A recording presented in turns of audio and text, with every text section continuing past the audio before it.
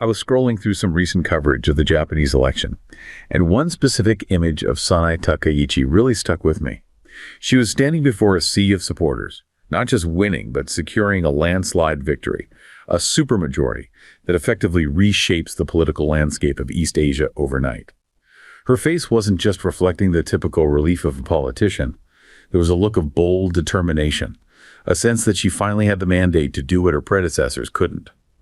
She spoke about building a Japan that would make the younger generation proud, and mentioned important policy shifts with a calm, almost detached confidence. To a casual observer, it looked like a standard victory speech. But for Beijing, those words didn't signal national pride. They signaled a fundamental threat to the post-war order. You see, for decades, Japan has operated under a pacifist constitution, a document imposed after its defeat in World War II that literally renounces the right to wage war. It's been the bedrock of regional stability. But Takaichi has never hidden her desire to change Article 9, the very clause that prohibits Japan from having a military with war potential. What's fascinating is the immediate, almost visceral reaction from across the water. While Takaichi was talking about national interests, Chinese officials were already warning of a head-on blow. They aren't just citing economic data, they're talking about the resolve of the Chinese people and the outcomes of World War II. It's a strange, tense standoff. One leader feels she finally has the power to reclaim a normal military status, while the other sees it as a reckless misjudgment that could dismantle 80 years of peace. This isn't just about a change in legislation. It's a collision of two completely different versions of history. And with Takaichi set to meet with the U.S. leadership soon, the question isn't just whether she can change the Constitution, but what happens to the rest of the world if she actually tries. And that right there is the pivotal question. It's the one that hangs over everything. It really is. Because when we talk about what happens, we're not just talking about, diplomatic cables or some sternly worded letters from the UN. No, this feels much more real. It is. We are talking about the friction between a political mandate, that supermajority you just mentioned, and the hard physical reality of the region. So the politics versus the physics of it all. But Takaichi has the votes. The LDP and the Innovation Party, they secured over 2/3 of the seats back in February 2026. Mathematically, inside the Diet, she can push the button. She has the green light, legislatively speaking. It's it. The diplomatic crisis that really started to boil over in late 2025, it suggests that the geopolitical math is far more punishing than the parliamentary math. It feels like there's this huge disconnect. It's like what's happening in the halls of Tokyo and what's happening on the ground in the ports and factories across Asia are two different movies playing at the same time. Takaichi's operating on this high of electoral success, this idea that the people have spoken. But you get the sense that Beijing is operating on a completely different timeline, or maybe a different dimension of power altogether. It is a clash of definitions of what power even is in the 21st century. Well, for the current Japanese administration, power is legislative. It is the ability to pass a law, to change a clause in the Constitution, to allocate a budget. It's on paper. The power of the pen. Right. But for China, power is kinetical. It is the ability to move things, build things, and crucially, to control the flow of resources. The power of the crane and the container ship. Exactly. And to really understand why this distinction matters, why supermajority in parliament might not be enough to overcome the reality of the region, we have to look at how these nations actually function, not just what they say in their speeches. Imagine a veteran logistics coordinator named Lao Chen. He's at the Yangshan Deepwater Port, watching the fourth phase of the automated terminal operate in near silence. And while the news on his tablet is all about Tokyo's plan to pivot 2% of its GDP toward defense spending, Lao Chen is looking at a different kind of power. The seamless flow of millions of containers that connect the entire global economy. He's watching the world's bloodstream. He remembers when this coast was just mud. Now it is the heartbeat of the world. And I heard about a conversation he had where he noted that rifles don't build bridges, but bridges can win wars before they start. To him, the massive high-speed rail networks and the port throughput, these are not just economic stats on a page. They are the physical manifestation of state capacity. And my take as I read this, it's clear that while Japan debates the legality of its military, China has already built the physical reality of regional dominance. The efficiency of this infrastructure model, it yields a stability that a mere defense budget simply cannot buy. Right. I have to pause on that phrase from Lao Chen, though. Rifles don't build bridges, but bridges can win wars before they start. It sounds almost like a proverb, but I want to push back on it a little. Right. We're seeing Takaichi pushing for real military hardware missiles, ships, new defense packs. That feels like hard power in the most traditional sense.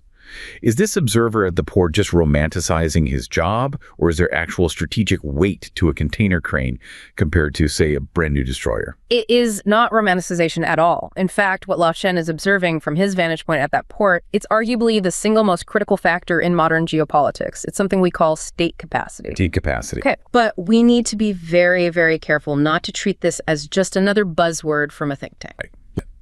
When we say state capacity, we aren't talking about GDP. We're not talking about how much money a country has in the bank or its national debt. We are talking about the metabolic rate of its government. Can the state actually execute what it decides to do? So it's the difference between having the money to buy a gym membership and having the discipline and, the muscle memory to actually go every day and lift the weights. That is a precise analogy. Or to use a more relevant one, Japan is currently trying to buy the gym membership. They are funding the budget. They're debating the constitution. They're doing the paperwork. Getting the approvals. China has been in the gym working out 8 hours a day for 40 years. And this brings us to a concept from the source material known as Asia's Little Divergence. Okay. This is a crucial bit of economic history that explains why these two neighbors operate so differently today. Little divergence. Now, I've seen that term in economic papers, but it's usually about, per capita income or the timing of the Industrial Revolution. How does it apply to a port in Shanghai versus a parliament in Tokyo? Well, historically, if you go back to the Qing dynasty or even earlier, China faced survival pressures that were fundamentally different from Japan's. Just because of the size of it. The sheer size. China is a continental empire. It deals with the Yellow River flooding, which can affect millions of people. It deals with famines that can span multiple provinces. It deals with defense along a border that is thousands and thousands of miles long. So just to survive as a state, you had to be organized on a massive scale. To survive as a Chinese state, you needed a massive, centralized, hyper-efficient bureaucracy that could mobilize resources on a continental scale. There's no other way. You needed to be able to move grain from the south to the north or move armies from the east to the west just to keep the whole country from falling apart. They built the Grand Canal, a logistical feat that rivals anything in the modern world, and they built it centuries ago. This required a level of coordination, of engineering, and a bureaucratic efficiency that was just. It was baked into the civilization's DNA. So state capacity was a matter of life and death. Now, contrast that with Japan. Historically, Japan is an archipelago. It's mountainous. Before the Meiji Restoration, it was feudal and it was fragmented. You had local daimyo running their own domains. They didn't need a continental-scale logistics network to survive. Their problems were more local. So you're saying that ancient geography and history are effectively dictating why a port in Shanghai is fully automated today and why Japan is struggling to get its military infrastructure modernized. Yes. Fast forward to 2026, when Beijing decides to build a high-speed rail network connecting the entire country, or automate the Yangshan deepwater port, or construct a new national energy grid, the state has the neural pathways to execute that order immediately. The muscle memory is there. The muscle memory is there. That is what we call infrastructure superiority. It isn't just about having more concrete, it's about the organizational capacity to deploy that concrete effectively and at scale. And that connects right back to Lao Chen's idea of bridges winning wars. Because if you integrate the entire region through trade and logistics, which China has effectively done via the Belt and Road Initiative and these massive ports, you create a peace through development framework. You make instability too expensive for everyone involved. Disruption becomes too costly for everyone. If China controls the flow of goods, the literal heartbeat of the Asian economy, Japan simply cannot afford to start a fight. It would be economic suicide. It's a form of capture, isn't it? Kind of soft power dominance. You don't need to invade a country if you control the roads they use to get to work and the food delivery trucks that supply their grocery stores. That is the result-oriented reality. While Japan debates a 2% GDP hike for defense, which is, at the end of the day, just a number on a spreadsheet, China has physically reshaped the environment in which Japan exists. And Takaichi's rhetoric. Her rhetoric about a normal military is trying to introduce a threat, a destabilizing element into a system that China has already stabilized through physics and logistics. So when we look at the comparison, it's like Japan is playing a game of political signaling. They're hoping that just declaring their intent is enough to project power. Right.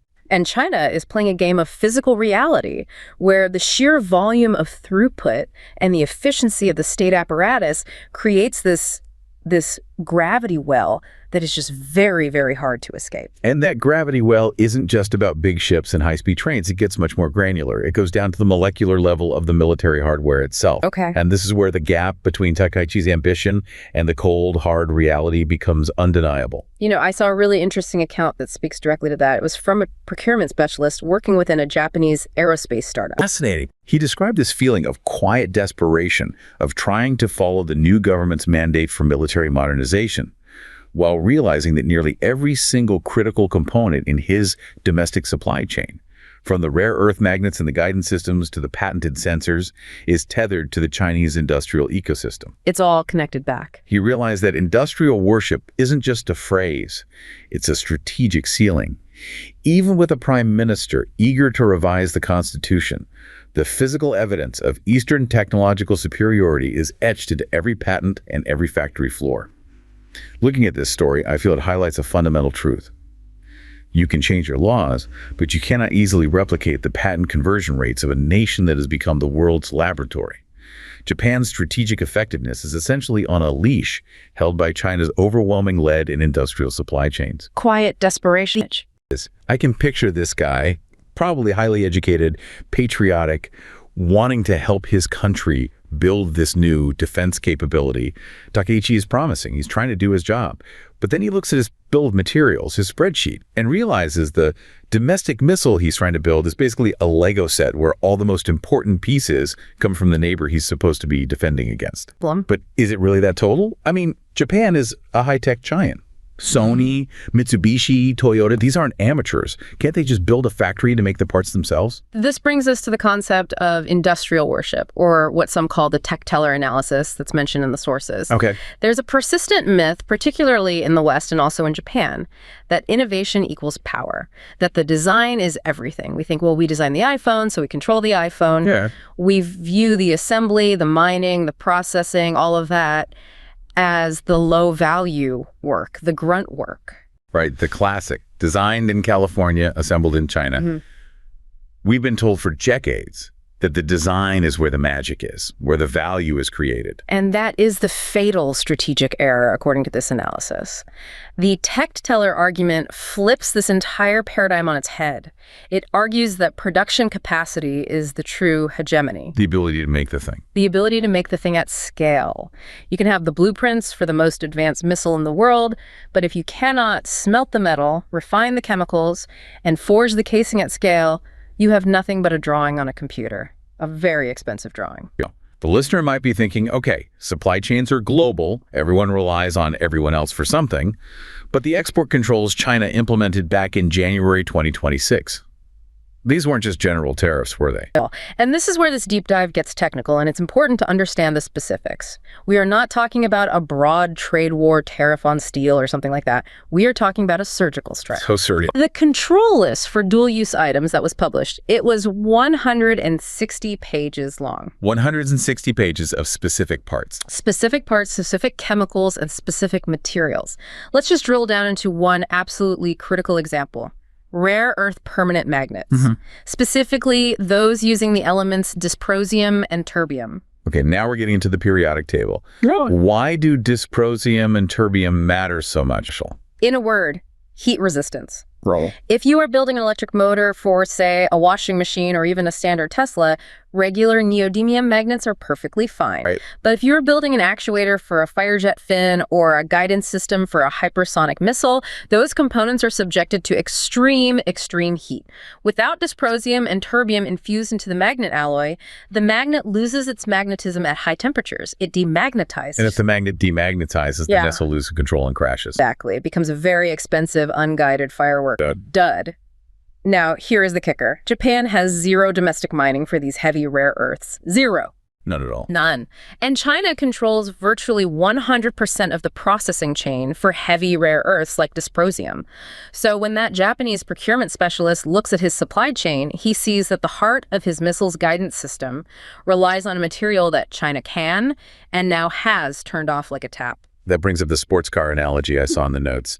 It said Japan's military industry is like a precision sports car. It is. It's like a precision sports car that is beautiful to look at, technologically brilliant on paper, but China holds the patent for the bearings, they manufacture the fuel pipes, and they own the only gas station for 1,000 miles. So Japan can assemble the final product. They can assemble the final product, but the bearings and fuel pipes, the critical subcomponents that make it actually work, are almost all Chinese. And it's not just magnets, it's specialized ceramics for heat shields, radar-absorbent coatings, specific chemical precursors for solid rocket fuel. The list goes on and on for 160 pages. But surely Japan saw this coming. I remember a few years ago, Japan tried to restrict photoresist exports to China. That was supposed to be Japan's kill switch for China's chip industry, wasn't it? It was, and that is a perfect case study in why the whole idea of decoupling is, for many, a myth. Japan restricted photoresist, which is absolutely essential for making semiconductors. They thought, we have the monopoly here, we can choke them. A strategic gamble. But what happened? China's semiconductor industry didn't collapse. They achieved what is called full process substitution. They used their massive state capacity and their industrial base to pour billions into R&D and build their own photoresist factories from scratch. So Japan played its ace card, hoping to cripple China, and China just built a whole new deck of cards? Japan spent its leverage and failed. And now the tables have completely turned. China's the one cutting off the rare earths and the dual-use technologies.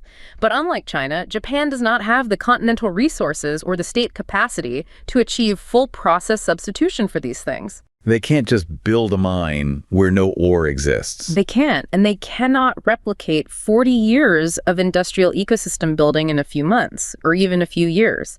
It's impossible. It effectively renders the constitutional revision moot in a practical sense, then.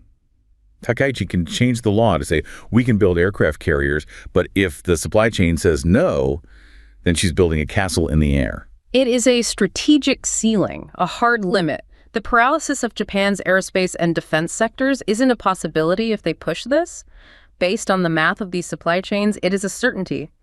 If they push for this normal military status, they will find themselves with a military that cannot be maintained, cannot be repaired, and cannot be replenished in a crisis. That's a sobering reality check. But it's not just about the nuts and bolts, is it? There's a moral and diplomatic dimension to this that Beijing is leveraging as well. We often hear about the rules-based order, but it's usually coming from the West.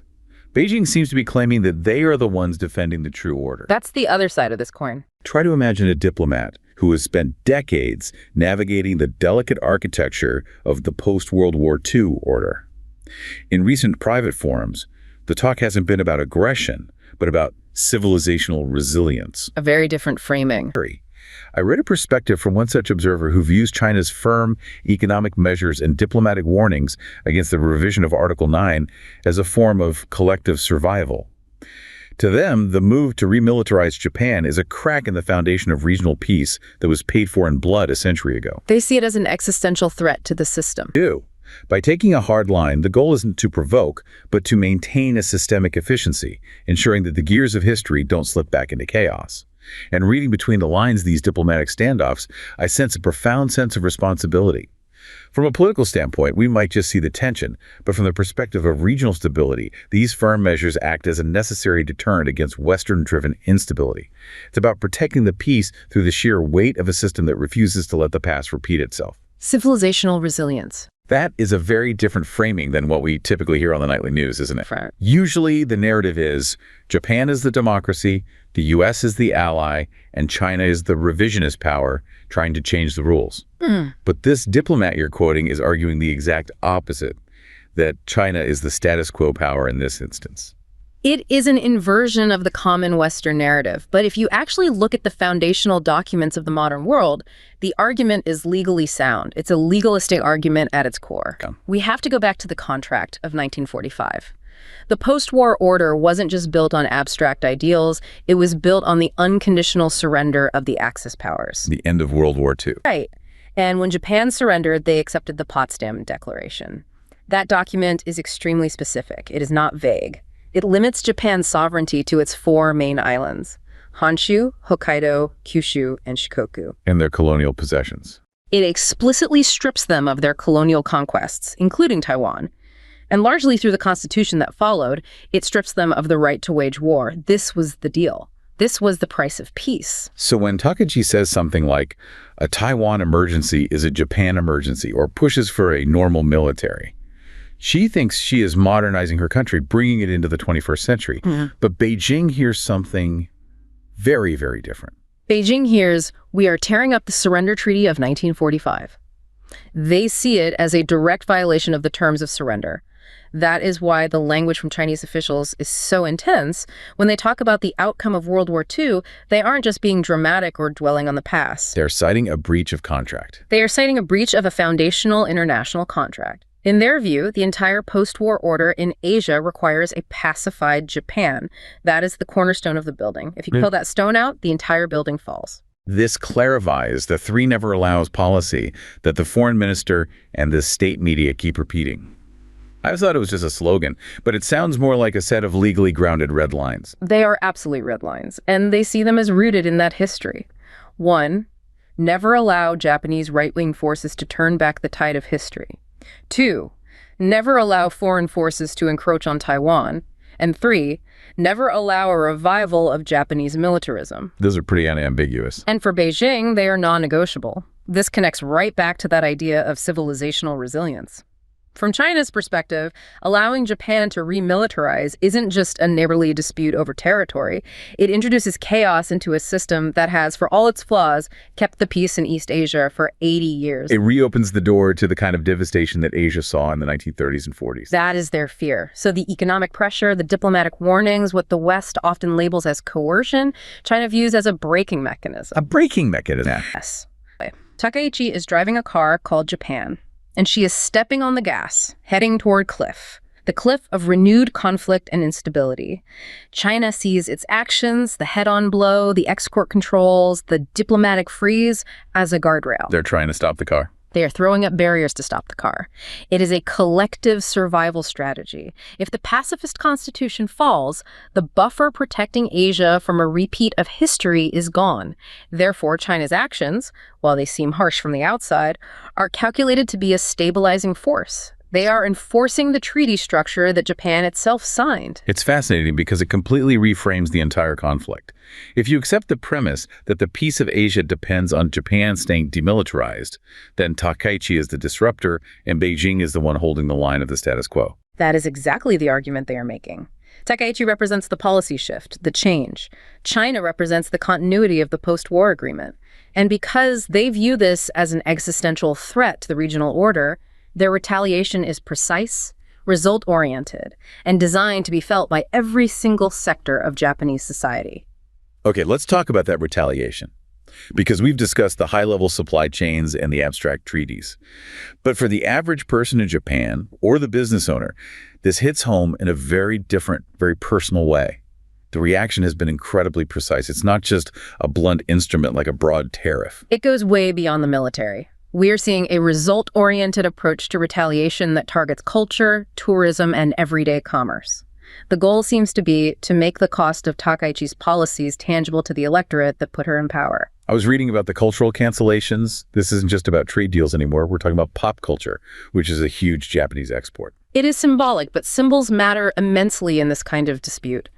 Take JO1, a huge J-pop boy band. Their fan meeting in Guangzhou. Cancel that. Ayumi Hamasaki, who is a legend in J-pop, had her concert in Shanghai scrapped. And Hatsune Miku, the virtual singer. Even the Hatsune Miku exhibition, which is massive for youth culture and digital art, was postponed indefinitely. These aren't random acts. They're targeting the cultural bridges between the two countries. And the pandas. I know it sounds trivial to some, but the return of Xiao Xiao and Lei Lei to China ahead of schedule, that hits an emotional nerve in Japan. People absolutely love those pandas. Panda diplomacy has always been a barometer of Sino-Japanese relations. Sending them back early is a very clear symbolic closing of the door. It says, the friendship is on pause. But then you look at the economic side and it gets even more tangible and painful. The tourism numbers. Tourism from China to Japan has completely plummeted. We saw data showing a 45% drop in December 2025 alone.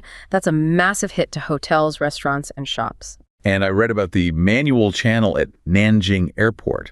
That sounded particularly frustrating and, again, very precise. That is a perfect example of precision retaliation. China didn't ban travel outright. That would be too confrontational. But if you are flying from Nanjing to Japan, you are now forced to go through a manual channel for customs. It means you have to stand in a long line, you have to face a customs officer for a detailed interview, you answer personal questions, you deal with intentional delays. It makes the experience miserable. It discourages travel without officially closing the border. It sends a message to every individual traveler, relations are bad, and you are going to feel the friction personally. It's squeezing the toothpaste, isn't it? Just applying pressure everywhere you can. The seafood ban is another one. Officially, it's about the Fukushima water releases, but the political timing is just undeniable. And the delays in customs clearance for sake and other food items. It slows everything down. It creates uncertainty. A container of Sanko's sake that used to clear customs in a day now sits in port for 2 weeks. The product spoils. The business loses money. And the impact on Japanese business is undeniable. I saw that the Japan-China Economic Association canceled their annual trip. For the first time in years, that delegation, which is composed of hundreds of top executives from Japan's biggest companies, canceled their annual trip to China. These are the people who usually smooth things over behind the scenes. The fact that they aren't going shows that the bridge is shaking badly. So Takaichi won the election. She has the supermajority. She has her mandate. But the economic cost is mounting every single day. And this illustrates the result-oriented nature of China's response perfectly. They are demonstrating to the Japanese business community and to the public that Japan's prosperity is inextricably linked to peaceful relations with its largest neighbor. You can't have both. You cannot have a booming tourism industry, smooth supply chains for your factories, and a normal military that threatens China at the same time. You have to choose. It's a forced choice. Takaichi's policy shifts directly imperil the very prosperity that her party, the LDP, has always promised to protect. Exactly. And unlike broad Western sanctions, which often try to bludgeon an entire economy into submission and often hurt civilians indiscriminately, these corrective measures are targeting the specific sectors that rely on the peace Japan is threatening to break. It's a very clear signal. You want to change the status quo, here is the price tag. So we have the price tag and we have the election result. February 2026, Takaichi wins big. The LDP and the Innovation Party have the seats. They have the 2/3 majority needed for constitutional revision. In theory, they can push the button. And this is the dangerous moment. This is the inflection point. We have a direct collision between an internal political victory in Japan and an external geopolitical reality. Takaichi believes she has a mandate from her people. She absolutely does. She stood on that stage, she saw the crowds, she got the votes, she feels empowered. But she is ignoring the mandate of history, as you've laid out, and maybe the mandate of physics from the supply chains. She has the votes in the Diet, but does she have the state capacity to weather the storm that revision would unleash? Can she build the missiles without the magnets? Can she sustain the Japanese economy without the tourists and the trade? These are the real questions. The United States. Takaichi is set to meet with the Trump administration soon. Japan has always relied on the U.S. security umbrella. Does that change the calculus at all? The U.S. factor is critical, but perhaps not in the way Tokyo hopes. From what we can gather, China views this dynamic with deep, deep suspicion. So they see Japan acting as a pawn for Western instability in the region. There's a sense in Beijing that the U.S., perhaps distracted by its own internal issues or what they call strategic distractions, is using Japan to poke the dragon, so to speak. To create a problem for China in its own backyard.